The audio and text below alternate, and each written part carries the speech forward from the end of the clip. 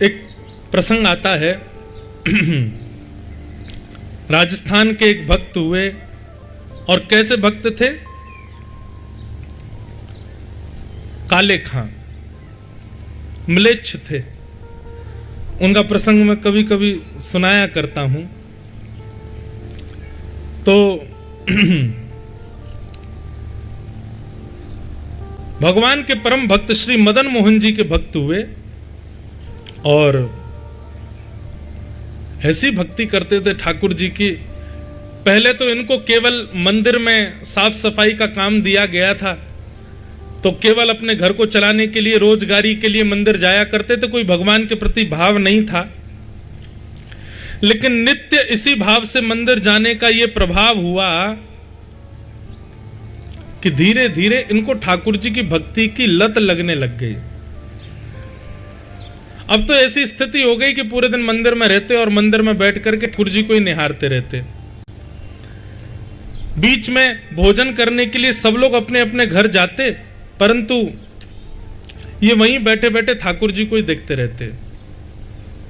और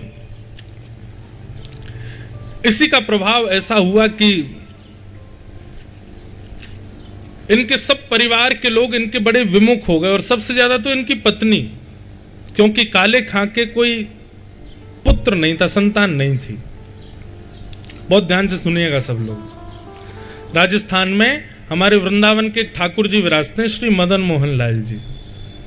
हम जो सप्त निधियों का वृंदावन रसामृत गाते हैं, आज से गाएंगे, आप सबको उसकी प्रति मिलेगी।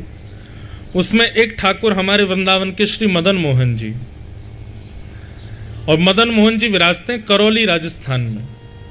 और एक विडंबना की बात बताऊं, मैं आज तक कभी करौली नहीं गया, पर मदन मोहन जी की इतनी कथाएं गाई हैं, मदन मोहन जी का इतना लीला वर्णन किया है कि निश्चित है जिस दिन जाऊंगा उस दिन मदन मोहन जी का अद्भुत आनंद आएगा दर्शन करने में। मंदिर में झाड़ू लगाने की सेवा करते थे काले खां। लेकिन जब भी घंटे घड़ियाल बजते, आरती होती, तो काले खां झाड़ू छोड़ के और जहां सिड्डियां थी ना, वहीं दूर खड़े हो जाते। तो सबसे ऊंची सिड्डी जो थी वो काले खां के बिल्कुल नेत्रों के पास ही आती थी। तो वहां से वैष्णवों के चरणों के बीच से हल्की सी थोड़ी सी झांकी मदन मोहन जी की काले खां को दिखती थी।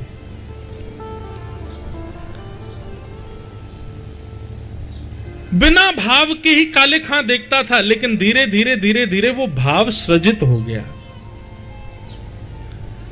बंधुओं, ये बात निश्चित है कि आपके चित्त में ठाकुर जी के प्रति भाव उत्पन्न हुआ है ना, तो ये आपका भाव नहीं है, ठाकुर जी का भाव आपके प्रति उत्पन्न हुआ है। सबका नहीं उत्पन्न होता ठाकुर जी के प्रति। सब जाते हैं मंदिर दर्शन करने पर, सबको तो वो पाषाण ही दिख रहे, वही राधा रमन जी हैं, वैसे ही नेत्र हैं, वैसी पोशाक है, वैसा ही आभा प्रभा मंडल है उनका, वैसा ही मंदिर है, और खड़े भी सब वैष्णव एक साथ हैं, लेकिन सबके चित्त में एक जैसा भाव नहीं है ठाकुर जी के लिए। लाखों लोग दर्शन करते हैं, पर मीरा जैसा भाव थोड़ी है। मीरा को जो दर्शन होता है वो अलग है। तो इसका ये बात प्रमाणित है कि जब ठाकुर जी एक ही हैं, दर्शन करने वाले इतने हैं, तो फिर सबको अलग अलग क्यों? बोले जिसके चित्त में प्रेम लक्षणा भाव उत्पन्न हो रहा हो, समझ लेना उसके चित्त में नहीं हुआ है, ठाकुर जी के चित्त में उसके लिए प्रेम प्रकट हुआ है, इसलिए उसको प्रेमी दिख रहे हैं।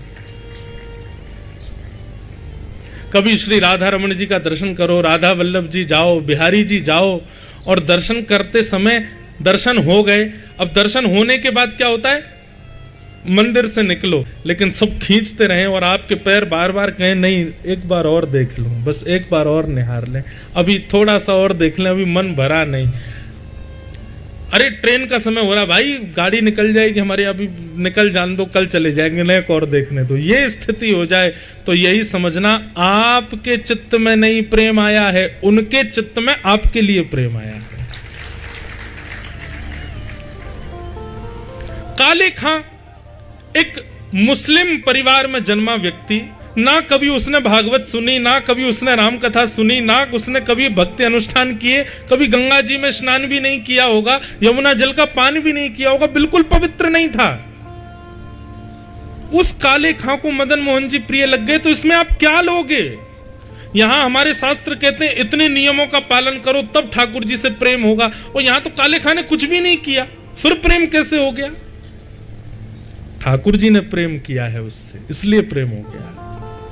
दो स्थिति हैं ठाकुर जी को प्राप्त करने की, या तो बताए गए साधनों पर चल के आप अपने आप को इतना योग्य बनाओ कि ठाकुर जी से आपका प्रेम हो जाए, या फिर प्रतीक्षा करो कि ठाकुर जी को पता नहीं कब किस ना जाने कौन से गुण पर दयानिधि रीझ जाते हैं, या फिर ठाकुर जी आप पर रीझ जाएं, तो फिर आपके अंदर कोई गुण नहीं होगा तो भी उनको प्रिय लगोगे।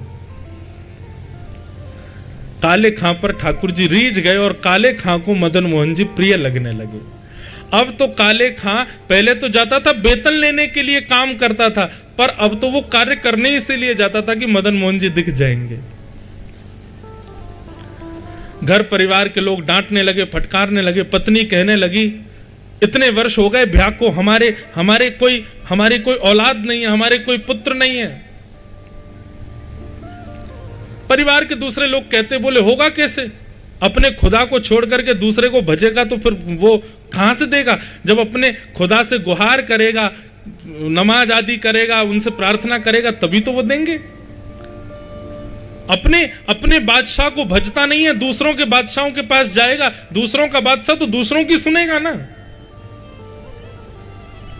ये ताने रोज सुन सुन करके काले खां और घर का आना बंद कर दिया उन्होंने। बोले क्या करूं, घर जाता हूं, सब सुनाते हैं। एक दिन इतने परेशान हो गए काले खां, मदन मोहन जी के सामने खड़े खड़े बोले, हे मदन मोहन जी, मुझे पुत्र की कामना नहीं है, पर मैं चाहता हूं मेरी पत्नी का मुंह बंद हो जाए। मैं चाहता हूं मेरे परिवार वाले जो ये ताना मारते हैं मेरे ऊपर, ये ताने बंद हो जाएं, ताकि मेरा आपके दर पर आना बंद ना हो, इसलिए मुझे पुत्र दे दो। देखो पुत्र मांगने का तरीका क्या था। काले खां खड़े हैं सामने, मदन मोहन जी ने कृपा की और कुछ दिन बाद ही खबर आ गई कि काले खां के घर में उनकी पत्नी गर्भवती है। अब तो काले खां और जाते हैं और जितने लोग ताने मारते थे उनसे कहते थे, आप बोलो, अब तो मैंने खुदा को नहीं भजा, कहां से आ रहा है ये संतान? ये हमारे मदन मोहन जी दे रहे हैं। तो सब लोग चुप हो जाते, कुछ कहते नहीं। पुत्र ने जन्म लिया, धीरे धीरे पुत्र बड़ा होने लगा। काले खां बड़े प्रसन्न थे, क्योंकि अब उनको कोई टोकता नहीं, कोई रोकता नहीं। वे नित्य सुबह मंगला में जाते हैं और 8 प्रहर का दर्शन करके फिर आते हैं घर पे। लेकिन सब कुछ सीधा सीधा चलता रहे, इसमें भी हमारे ठाकुर जी को चैन तो पड़ता नहीं है। ये बात बिल्कुल निश्चित है, आपका अगर सब कुछ ठीक ठाक चल रहा है ना तो घबराना, कभी तो कुछ ना कुछ होगा, क्योंकि ठाकुर जी सीधा सीधा चलने देते ही नहीं है भैया। और जिसका सीधा सीधा चल रहा हो, समझ लेना ठाकुर जी की उस पर दृष्टि नहीं है। जो नेक नेक में गिर रहा हो, नेक नेक में लुढ़क रहा हो, नेक नेक में चिंता बढ़ रही हो, समझना पूरी पूरी दृष्टि। भाई क्लास में जो फ्रंट बेंचर होता है उसी पे ही सबसे ज्यादा दृष्टि पड़ती है टीचर की। उनका तो नाम ही बैक बेंचर्स है, वो तो पढ़े लिखे गंवार, वो गंवारी माना जाता है उनको। क्यों? टीचर देखे ना, इसीलिए तो पीछे बैठते हैं। सबसे पहला क्वेश्चन ही किससे पुटअप किया जाता है? जो सबसे आगे बैठा हो।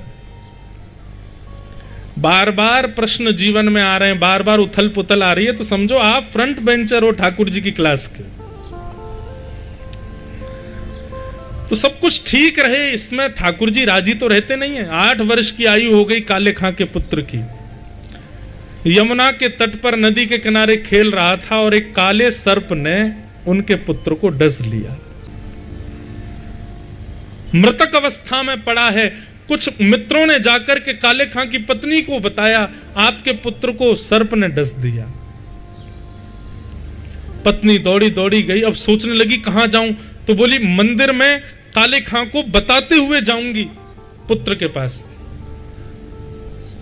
काले खां को जाकर के सूचना दी, बोले जल्दी चलो बोले क्या हो गया, इतनी हाफ क्यों रही हो, क्या हो गया? बोले हमारा पुत्र खेलने के लिए गया था, उसको सर्प ने डस दिया है, जल्दी चलो, कोई वैद्य बुला के लाना पड़ेगा, कोई झाड़ा देने वाला बुलाना, पुत्र मर जाएगा हमारा। इतने में ही घंटा बजने लगा ठाकुर जी की राजभोग आरती का। जैसे ही राजभोग आरती के घंटा बजा, काले खां बोले अरे तू जा, जल्दी जा, मैं आरती करके आता हूं। काले खां की पत्नी बोली, तुम कैसे काफिर हो? हमारा पुत्र मरने वाला है, उसको सर्प ने डस दिया है, तुमको अभी भी ये कालिया दिख रहा है, इस मदन मोहन की शरण में बैठे हो। काले खां, भूलो मत, इन्होंने ही दिया है वो हमको। बोले इन्होंने दिया है तो फिर ये बचा लें आज उसको। ऐसा कहकर के और भी कई बातें कहकर के पत्नी तो वहां से चली गई। काले खां मदन मोहन जी को देख रहे हैं, नेत्रों से आंसू गिर रहे हैं। काले खां कह रहे हैं, आपको अच्छा नहीं लगता ना कि हम ठीक ठीक रहें? सब कुछ ठीक तो चल रहा था, 8 सालों से किसी ने मुझसे कुछ नहीं कहा। 8 सालों में एक दिन भी ऐसा नहीं गया कि मैंने आपकी कोई आरती छोड़ी हो, मेरे किसी भी दर्शन में अवकाश आया हो। फिर ये आज कौन सा नया खेल खेल दिया आपने? काले खां तो दर्शन करते रहे, ठाकुर जी को देखते रहे। इतने में ही पीछे से पत्नी अपने मृतक पुत्र, उसके मुख से झाग निकल रहा था, पूरा शरीर नीला पड़ गया था, उस पुत्र को ला करके काले खां के बगल में रख दिया, मदन मोहन जी के मंदिर के देहली के बाहर। बोले बहुत कहते हो ना कि मदन मोहन जी ने दिया है, कह दो उनसे कि बचाएं इसको। यदि आज मेरा पुत्र बच गया तो मैं तुम्हें वचन देती हूं, तुम्हारे साथ साथ मैं भी इनकी दासी हो जाऊंगी। अब बात तो सुनो पहले पूरी, अभी बचने तो दो उसको। आप लोग भी पहले ही पूरा क्लाइमेक्स खत्म कर देते। काले खां सामने खड़े हैं। बंधुओं, काले खां की भक्ति में एक बात देखी, उसने कभी भी अपने लिए कुछ नहीं कहा ठाकुर जी से। वो अभी भी मदन मोहन जी से कहता है कि नाथ, मुझे ये नहीं चाहिए कि आप मेरे पुत्र को बचाओ, मैं बस ये चाहता हूं कि आप मुझसे छूटो, ऐसा कुछ भी मेरे साथ ना हो। अगर आप मुझे ये वचन देते हो कि मेरे पुत्र की मृत्यु पर आप मुझसे दूर नहीं होगे तो मुझे ये भी स्वीकार है, लेकिन यदि मेरे परिवार ने आपको मुझसे दूर किया और उसमें कारण पुत्र की मृत्यु बने तो मैं आपसे हाथ जोड़ के प्रार्थना करता हूं, इसको बचाओ। मैं इसके बिना रह सकता हूं, परिवार के बिना रह सकता हूं, लेकिन आपके बिना नहीं रह सकता, और मेरा परिवार मुझे आपके संग रहने नहीं देगा। तब आज भी मदन मोहन जी के मंदिर में ये पंक्ति गाई जाती है कभी कभी आरती के बाद। उर्दू के अल्फाज हैं काले खां के। आज तक कभी मंदिर में नहीं गया है, दिल्ली पे से ही दर्शन करता है ठाकुर जी का।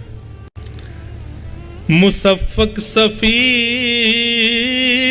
रफ़ीक दिल दोस्त मेरे, अपने पुत्र के शव के सामने मदन मोहन जी से काले खां कह रहा है, मेरी नजदीकी हकीकी ख्याल कीजिए,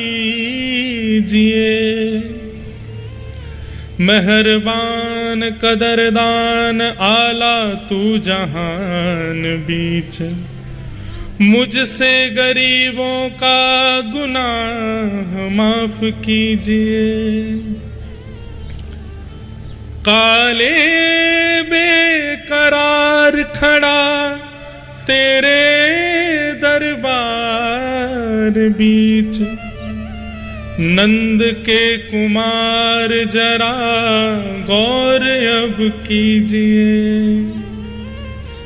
हिंदुओं के नाथ तो हमारा कोई दावा नहीं, जगत के हो नाथ तो हमारी सुध लीजिए, जगत के हो नाथ तो हमारी सुध लीजिए। कारे बेकरार खड़ा द्वार तेरे, नंद के कुमार अब गौर कुछ कीजिए। हिंदुओं के नाथ हो तो हमारा कोई दावा नहीं, अगर आप केवल हिंदुओं के नाथ हो तब तो हम पर कृपा होनी असंभव है। पर मैंने तो सुना है दुनिया के लोग आपको जगन्नाथ बुलाते हैं, आप जग के नाथ हो। हिंदुओं के नाथ तो हमारा कोई दावा नहीं, पर हो जगत के नाथ तो हमारी सुध लीजिए। काले खां ने ये पंक्ति जैसे ही पूर्ण की, पूर्ण करते ही देखा कि काले खां के हाथ को पकड़ा उसका पुत्र बगल में खड़ा है। काले खां ने जैसे ही देखा अपने पुत्र को, पुत्र कहने लगा, पिताजी वो कहां है? बोले कौन? बोले जिसने आकर के मुझको उठाया, जो मुझसे अभी वचन देके गया कि तू उठ जा, मैं तेरे साथ खेलूंगा। मैं लेट रहा था, मैं कह रहा था नहीं मुझे तो सोना है, मैं तो जा रहा हूं, मुझे नहीं आना वापस, लेकिन वो मुझे वचन देके गया कि तू अगर आएगा तो मैं तेरे साथ खेलूंगा। वो कहां है? काले खां बोला, किसकी बात कर रहे हो? बोले सांवला सा था, उसमें से चंदन की सुगंधी आ रही थी, कटाक्ष नेत्र थे। पिताजी नेत्र कोई देख ले तो ऐसा लगे कि ऐसे नेत्र दुनिया में किसी के नहीं, ऐसी सुंदर मुस्कान थी। पिताजी वो कहां है? काले खां ने अपने पुत्र को गोद में उठाया और कहा, सामने देख। जैसे ही मदन मोहन जी को देखा, 8 वर्ष के पुत्र के नेत्र भी सजल हो गए। हाँ पिताजी यही तो आए थे मेरे पास, यही तो मुझे उठा के लाए हैं। काले खां का पूरा परिवार नतमस्तक हो गया श्री मदन मोहन जी के चरणों में। बोल मदन मोहन लाल की जय। इसे कहते हैं अहेतुकी भक्ति।